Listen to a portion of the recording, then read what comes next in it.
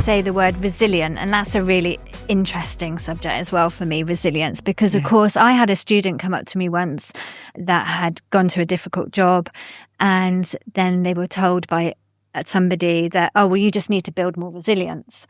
And then that person came to me and said, how do I build more resilience? And I was thinking, God, that's such a good question. How does a person build more resilience?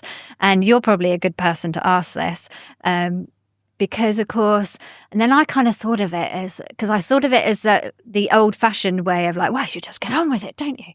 And you push through. And I'm thinking, yeah, how do you build resilience? And that's a really good question. And that made me really think about what's the difference between somebody like me dealing with a job like that because I'm more experienced, I'm older, etc., to a person that's younger, less experienced, and probably hasn't come across that situation before. What's your take on how would a person? If that person came to you and said, "Well, how do I build more resilience?" What would you say to them? I'll try and be polite. It really irritates me, the stiff upper lip type stuff. Yeah. One, because it's dismissing what the person's gone through, which is absolutely not conducive to building resilience. Resilience links to security. And security links to identity. So the reason you're able to cope in unfamiliar situations is because you've got all that experience and in several different careers that I've gone through some hardships in my life. I've managed them. I can manage this too. Without that experience, you wouldn't manage as well. No.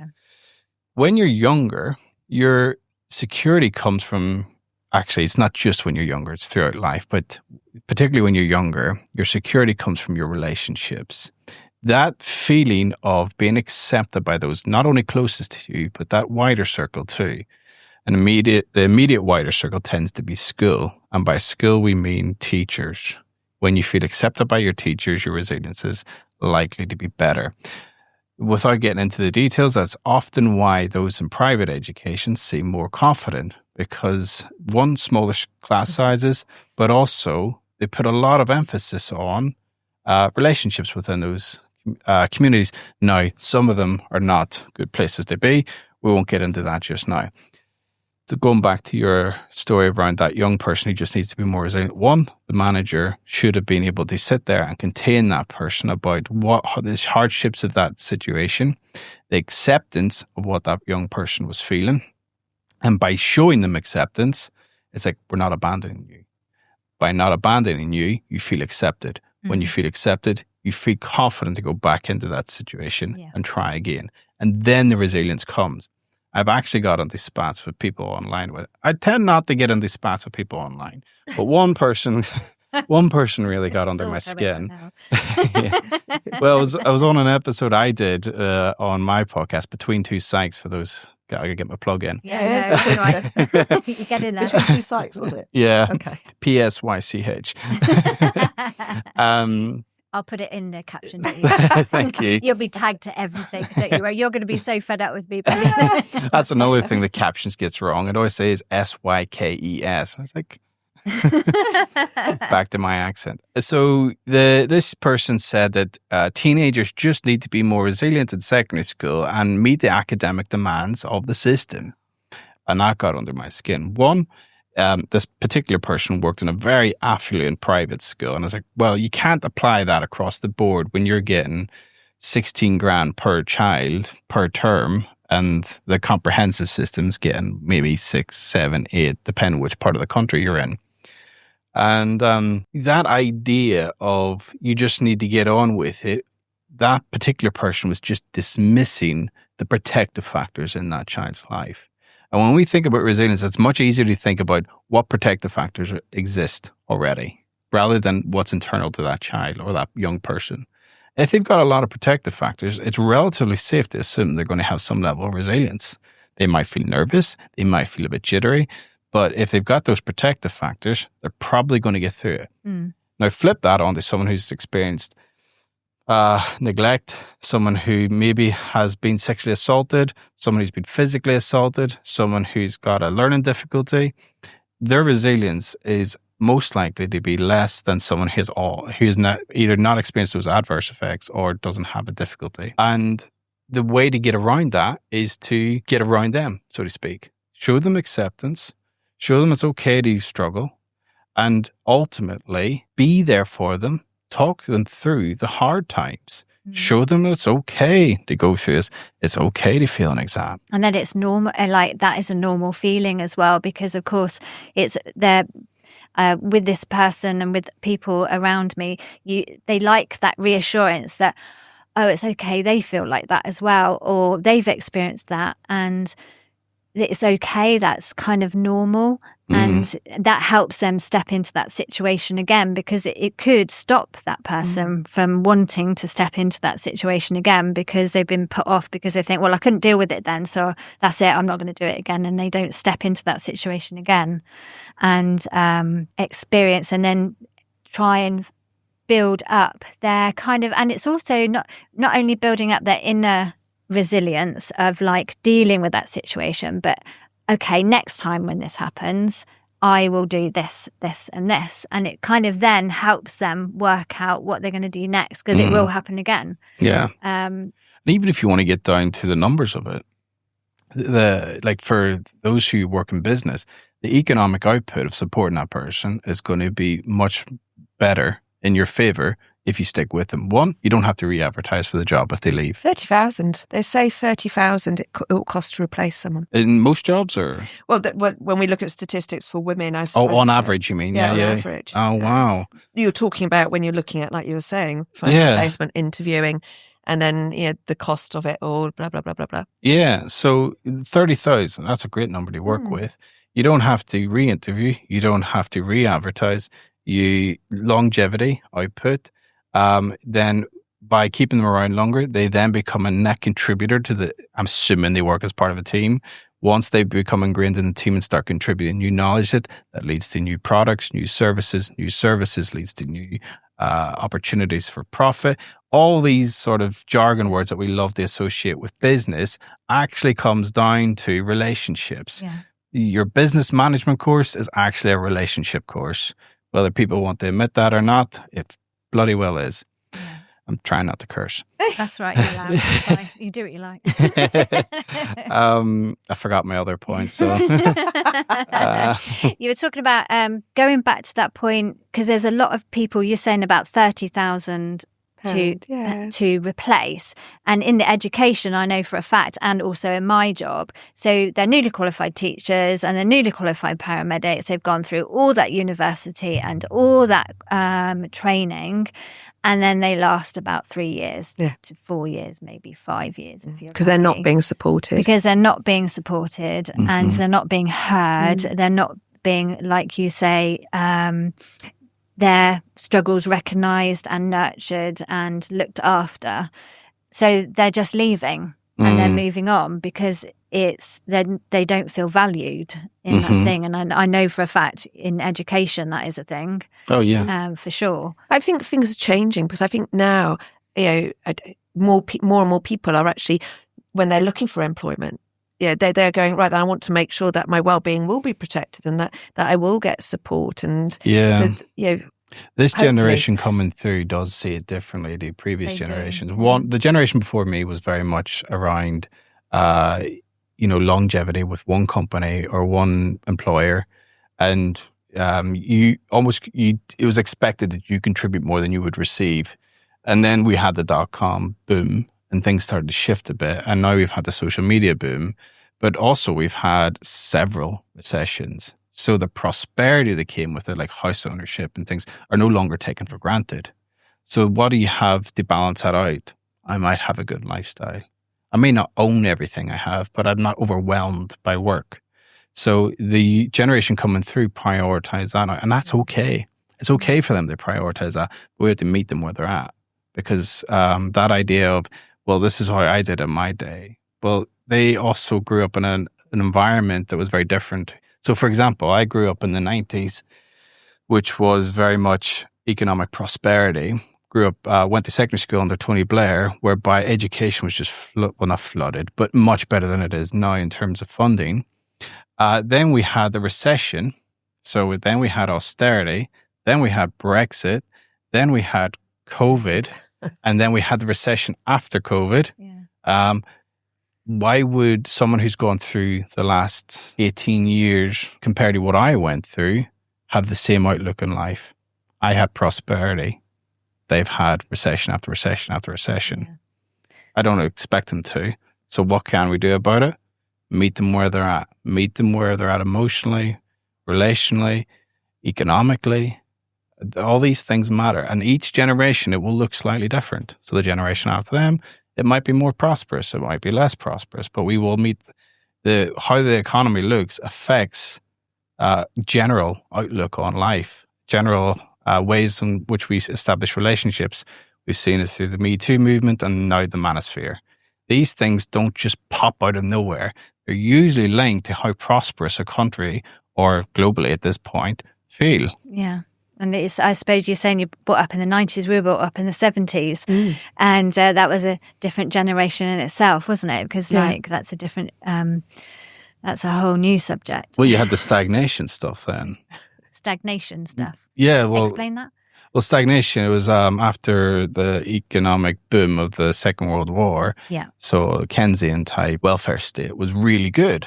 And you had the baby boomers and everything was flying beautifully. And then suddenly the economy stopped growing. And then Maggie Thatcher came in and brought in all these neoliberal reforms. So you actually went through, I don't think it's considered a recession, but certainly the economy wasn't growing to the extent that it was before. So you had the miners' strike, the blackouts, those type of things. That would have affected the overall well-being. Sure, people still talk about those times today. Yeah. You know, and still people are affected by it as well. You know, well, the number of miner communities that where prosperity has just left those towns, and you can see that. You know, I've done educational assessments up and down the country, and you can tell which, depending on how the needs are presented, which part of the country they come from. You know, non-attendance, we talk about that as a national issue, but there's hot pockets across the country. Yeah. Wow. That's also the case, you know, when you're going back to the menopause, it's actually, if you come from a low-income area, you will suffer from menopause more severely than if you don't, you know, which is really hard, because you obviously, to reach those women and support those women is going to be harder, you know, because they might not have had the education. Because earlier I was thinking knowledge is power when you were talking earlier. Actually, you know, when you have knowledge about what's going on with yourself or how to be resilient, that can be really empowering. Mm-hmm. Yeah, when you know what's going. Like for me, when I realised that actually brain fog was probably down to my hormones and not the fact that I'm getting dementia. That was powerful for me. That made me change my whole career and decide to do something different. Yeah. You know, but it's very hard perhaps to get and reach the people who need it the most, because you can't necessarily get to them. Well, you're talking about prosperity again. You know, you mentioned low economic backgrounds or low economic areas, and that's not to put a judgment on those people or those areas. It is their lives are going to be more consumed about how to make money, therefore less cognitive availability to the other factors, stuff that we're talking about today. Like, you know, it's quite luxurious that I'm able to go out, even though I'm a new dad, but being able to go on a walk every morning and not worry about where I can pay the next bill. Or having the money to be able to go and afford the fresh vegetables and fruit things that we ideally need, or protein that I'm talking about, being able to buy protein or protein powder. Yeah. And that's something you have to recognize, that you're privileged not to have those problems. Many people do, and you've got to make sure you do not look at them in a judgmental way or even an oversympathetic way, but it's recognizing this is their life. This is their enjoyment may come from a different aspect of life, but how do we support prosperity as a whole? I'm starting to sound like a politician. I don't mean to. I am a psychologist, but how to support prosperity is an important factor. And this is going back to education. Sorry, people. I am going to get on my soapbox a bit. That recently wrote a counter argument to Ofsted's blunderest comment around not compromising on standards. Fuck standards, right? And I mean that in the nicest possible way. standards, what they mean is academic standards, right? Which are rubbish anyway, sorry. All you need really to prosper in life is primarily to feel happy. Then literacy and numeracy, and then an interest. I'm sure collaboration and critical thinking skills are also important, but those 4 that I named are primary. And what that means is that whatever you're faced with in life, you will be able to make money because you have an interest and you have literacy and numeracy skills to back up that interest, so you can find ways around it. When we talk about standards, we're talking about, for secondary skills, it's progress aid, right? So the ability to move child from baseline A to progress point B. And that means the school's apparently better. But it doesn't take into account how happy that child felt. It doesn't take into account the positive relationships that child had with their teacher. It doesn't take into account the positive relationships they had with other students or the extracurricular stuff they experienced. It is how many GCSEs they have and what progress they made within that sphere. For primary schools, it's all about SATs and the Ofsted judgment call. You had the famous teacher, the famous story where the teacher took her own life. And as tragic as that is, they've included things like wellbeing initiatives and inclusion criteria within the Ofsted inspections. However, head teachers, and I work with a lot of schools and I speak to a lot of head teachers, so I am qualified to talk on this. It is even more intense than what was before. So therefore, if you're taking well-being seriously, that does not seem like a very enjoyable process to me. And what I've argued is that it should be at a local level around supporting and analysing how functional school is. So getting local professionals, so say an ex-head teacher, myself as an ed psych, a speech and language therapist, maybe even a pediatrician to talk about overall general health. And you could get ex-governors or some sort of lay community person to talk about what is the quality of the school like. Write regular reports, maybe once a year. Then the Ofsted comes, once every 5 years. Hand that over to them. There's 5 reports. You have a chronological documentation of what it's like to be in this school. The head teacher feels more supported because half the journey is already done. Ofsted are more supported because they don't have to do as much digging. And then people feel better overall. And any issues that come up are picked up quickly. But instead, we have to go. I understand the importance of regulations. Don't get me wrong. But it cannot be to the point where head teachers feel the stress, which then means that stress passes on. We're talking about resilience. If they're measured only on academic standards, that is what they're going to deliver, which means other things suffer. So wellbeing initiatives suffer. Inclusion initiatives suffer. That's why we have the mental health crisis in schools. That's why we have the SEND crisis in schools. It is not down to, I'm not blaming head teachers, primary or secondary. I'm blaming the unhealthy obsession we have with standards that are supposed to be this beacon of look how great our country is for economic prosperity. We've been flatlining for 10 years. So let's do something slightly different. I'll stop now. Yeah, no, well done. No, and I totally agree because that is a knock-on effect because, of course, these children are going to be young adults and then going to be adults. And, it's going to be a knock-on effect to their health and mental health and their physical and brain health for the rest of their lives. And how they enter employment. Yeah, and how they go into employment, but how they manage just life, because, of course, as I've said before, I'm seeing people at their crisis point when they're sitting in the back of the ambulance when they want to take their own life because they're at crisis point. But that hasn't just happened overnight. That has happened over a long period of time of a build-up of things. But, of course, starting with the children, I think that's why I went into teaching originally, is because I wanted to start with the children, the young ones, and sort of set things in place for when they're young, so to set them on a good stead to go through their lives. But of course, I got disillusioned, and that's why I ended up leaving education, was because of all the things that you've just said. But then I've kind of moved into one institute to another institute, into sort of the NHS institute, which is another subject in itself. Well, I'm going to stop us there, and so we can have a little break, and then we can move on to the next subject.